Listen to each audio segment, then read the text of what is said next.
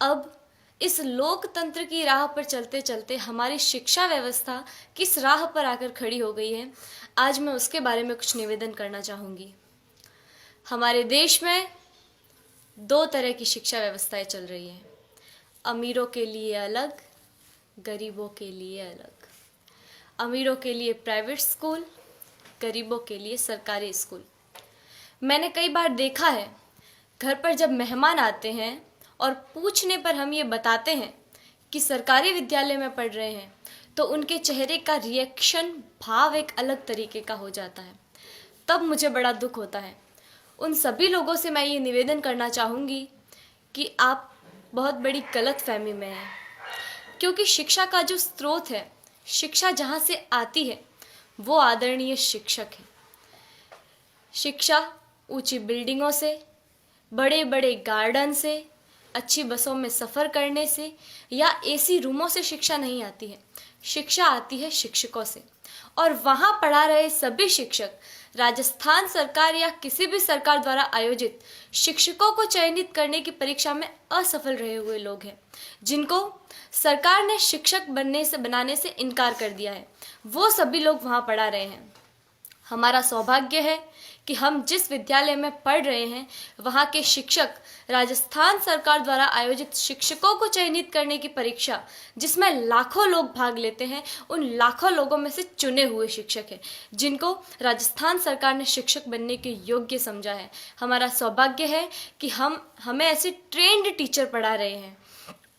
मुझे गर्व है कि हम अच्छे हाथों में हैं। मेरे दादो सा आदरणीय जय सिंह जी देवल यहाँ विराजे हुए हैं, जो मुझे कभी कभी एक बात कहते हैं कि जितने भी आईएएस, आरएएस या सरकार के किसी भी उच्च पद पर लगे हुए ऑफिसरों में से ज़्यादातर ऑफिसर्स सरकारी विद्यालयों में पढ़े हुए हैं और सरकारी विद्यालयों से ही उत्तीर्ण हुए हैं।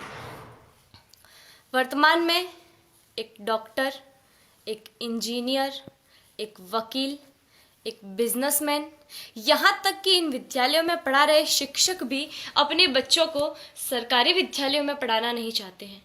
आखिर क्या कारण है? इसका कारण है संसाधनों का अभाव।